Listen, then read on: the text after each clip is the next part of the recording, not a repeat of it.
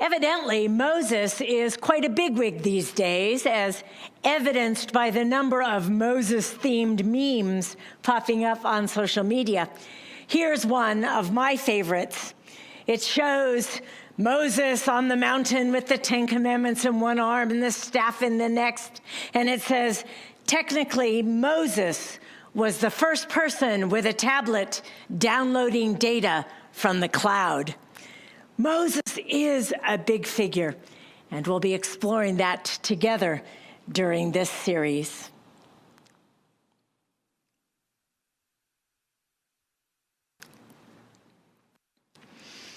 What if I were to tell you that what you do this week will change the world? Would you believe me? Imagine what that might look like. Smile politely, but secretly scoff. 4 women once made a decision, took a chance, and changed the world. It was simultaneously a small gesture and a heroic act. They disobeyed, and because of their act of disobedience, God was able to rescue Israel from oppression. The beginning of Exodus starts on a chilling note. A ruler, wishing to solidify his political base, identifies a common enemy, a scapegoat to blame for whatever current problems plague society, a tempting political strategy for new leaders, whether an Egyptian Pharaoh or a Nazi Hitler, involves trying to solidify power by singling out a relatively weak minority or outsider group and calling them the enemy. You see, fear of others can be a powerful source of unity. So in Exodus 1, we see Pharaoh singling out the rapidly expanding Hebrew minority as an emerging threat. What Genesis describes as God's faithfulness in blessing the Israelites through many descendants, Pharaoh describes as a threat that may endanger Egypt's security and way of life. There is no hint whatsoever in the biblical narrative that the Israelites are anything but good, faithful citizens of the empire. Yet the delusional Pharaoh imagines that this growing but still really small Israelite minority in Egypt is more numerous and more powerful than he is. And he warns the Egyptians that in the event of war, the Israelites might join their enemies and fight against us, he says. Pharaoh responds. He responds to the threat by trying 3 different but ultimately unsuccessful strategies to stem the growth of the Israelite people. First, Pharaoh enslaves the Israelites. Next, Pharaoh commands midwives to kill Hebrew boys at birth. And finally, Pharaoh commands all the Egyptians to throw the Hebrew boys into the Nile River. And it's at this point in the story that the beginnings of resistance to the Egyptian Pharaoh emerge. The midwives, Shiphrah and Puah, refuse to do what the king has commanded. They actually lie to the authorities, breaking the law for the sake of justice and life. And they make a hard decision in the face of a moral and ethical dilemma: to lie or to kill. It's a courageous act of civil disobedience that changes history, for one of the boys that will be spared will be called Moses, and he will lead the Israelites out of Egyptian captivity. He will deliver God's law to the Israelites and bring them to the promised land. And it all starts here, with 4 women willing to say no to an act of injustice. I doubt very much that they thought they were changing the world, but they were, just by being faithful, by following the dictates of their hearts, and by heeding the call of conscience. The resistance doesn't end with the midwives, though. Moses' own mother figures out a way to save her baby from being killed by first hiding the child and then by putting him, we read, in a basket in the river. In Exodus 2, verse 3, although the New Revised Standard Version uses the English word basket to describe the container into which Moses was placed, the word in Hebrew is the same as the one that is used for ark in the Noah story. So with just two phrases, the beginning of Exodus incorporates the story of the creation of the world into the story about the creation of Israelites as a people, no longer just a family or a clan, which unfolds throughout the entire book. And females continue to resist in the remainder of this passage. Moses' sister escorts the little ark, which contains the baby who will rescue the people of Israel down the Nile River. Although the text says that Moses' sister stood at a distance to see what would happen to him, I imagine that her role was somewhat more active.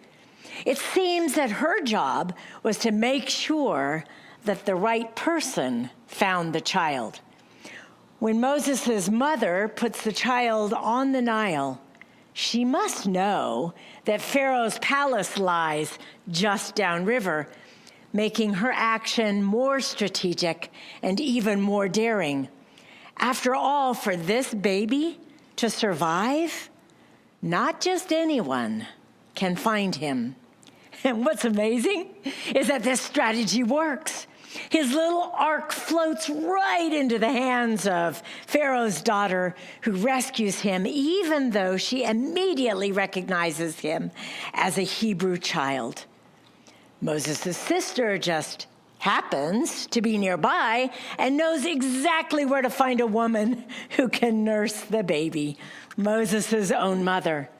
To top it off, Pharaoh's daughter pays Moses' mother to nurse the baby. So in this wonderful chain of resistance that is executed exclusively by women, both Israelite and Egyptian, the Pharaoh's plans are subverted and the Israelites survive. We find ourselves right now in the same kind of time or scenario of fear. Fear of pandemic, fear of the other, fear of violence, fear of the enemy, however we might name that. People remain confined to their homes and to forms of social isolation. People continue to die alone, cut off from loved ones. Survivors become tethered to their sorrows, as confirmed by psychologists' warnings about the debilitating consequences of prolonged grief disorder. For many of us, these realities represent new challenges to face if comfort is to have access into those spaces and if despair is to be chased away. We are nearly 6 months into this pandemic, and we've developed skills in keeping our social distance and shopping during off-peak hours. And I am sensing that things are only going to get more difficult for us to break out of those patterns as time goes by. Some stores will never reopen. Barriers of inconvenience, boredom, and insecurity have slowly but surely grown into walls that are trapping our neighbors in unemployment, food security, and literal peril. So how will these new captives to the situation in which we find ourselves find a community that can walk with them into freedom and restoration now that congregational belonging, care, and compassion have become harder to find in this really odd age of virtual church? So it's time to form our own courageous resistance, as the 4 women and a girl did so long ago. You're no doubt familiar with the term working behind the scenes. The phrase suggests that if something is going on behind the scenes, it is happening secretly, especially when something else is happening publicly. Working behind the scenes is activity that's done quietly in ways that don't attract attention. The phrase originally referenced to those who worked on a theatrical piece but do not appear on the stage. That is, they work behind the scenes or behind the set while the performance was in progress. They were the people who ensured that the performers got what they needed, when they needed it, and in a manner in which they needed it. Those working behind the scenes changed the sets, removed props, added props, turned the lights up or turned the lights down. And the person or persons doing those things does so quietly, one would hope, because the worst thing that can happen in public performance is that a stagehand should attract attention to himself or herself. Can you see that in our own time and place, God is working behind our scenes, and although hidden from view, is quietly working so that our performance might be the best possible? God is working so that we might find the best light, the best props, in short, everything we need to pull this off, even when the performance we're called upon to live in is one of incredible suffering amidst the unknown. Of course, we all need to know our own lines and be ready to engage. And that is exactly what we will be exploring together in this series as we follow in the footsteps of Moses. Because for Christians, Moses' life serves as a backdrop for much that is found in the Gospels, including the story of Jesus' flight into Egypt, the Sermon on the Mount, many of Jesus' sayings in the Gospel of John, the activities of Jesus around Jerusalem, the Last Supper, and even the crucifixion. You see, in the Gospel account of Christ's transfiguration, Moses actually appears to Jesus and speaks to him. He is mentioned by name more than 70 times in the New Testament, and his life, story, and commands are alluded to in nearly every New Testament book. And throughout history, his story has continued to speak to each successive generation. American slaves composed songs about Moses as they yearned for freedom. Moses is enshrined in the architecture of the U.S. Supreme Court, inside on the South Frieze as one of the great lawgivers of history, and outside on the Eastern Pediment. Dr. Martin Luther King Jr., in his final sermon delivered the night before his death, drew upon the story of Moses ascending Mount Nebo. King proclaimed that he had been to the mountaintop where, like Moses, he claimed to have seen the promised land. Moses' story has been captured in art, music, literature, and film. And among the many things that I appreciate about the Moses story is what an unlikely hero he was. He was a Hebrew, adopted into Pharaoh's family. He was a murderer and fugitive from the law. He was an elderly sheep herder from the desert whom God called to deliver the Israelites. He appears to have had some kind of speech impediment, yet became Israel's greatest prophet. He was imperfect, afraid, reluctant, and often frustrated, all of which makes him oh so very human.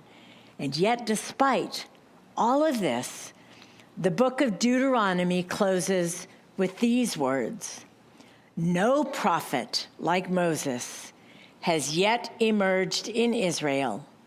Moses knew the Lord face to face." Andy Andrews wrote a little book called The Butterfly Effect, in which he catalogs the extraordinary impact of simple and courageous efforts. Except when you go back, you can never really tell which efforts made the biggest difference.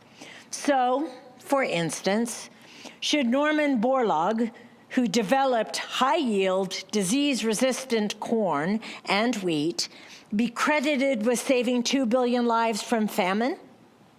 Or should Henry Wallace, the one-term U.S. vice president who created an office in New Mexico to develop hybrid seed for arid climates and hired Borlaug to run it? Or should we credit George Washington Carver, who took a young Henry Wallace for long walks and instilled in him his love for plants?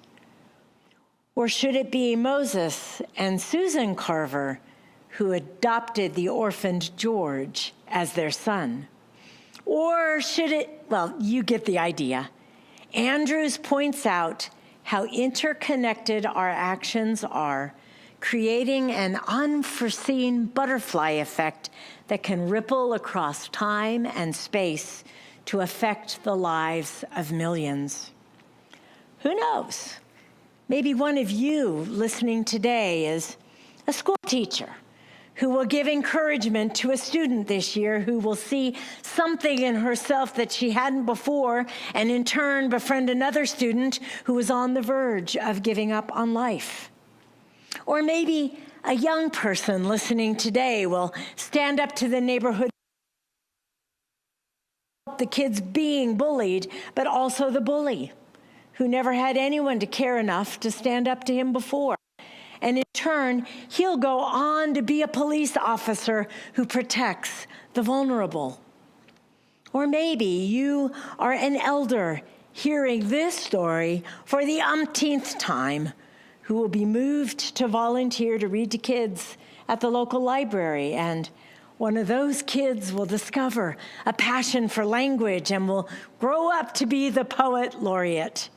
Or maybe the things we do this week, our actions, decisions, choices, will in fact ripple out with consequences foreseen and unforeseen, for good or for ill, for the health or damage of the world. That question isn't whether, but what. What will we do this week that will make a difference in the world? Some of those actions, that they might be big and bold and courageous, and others might be small and hardly noticeable, and yet they all have the potential to ripple out, affecting countless lives. What we do this week could change the world. The smallest gesture of goodwill done, the smallest gesture of goodwill done will change the world for the better. And all of God's people said, amen.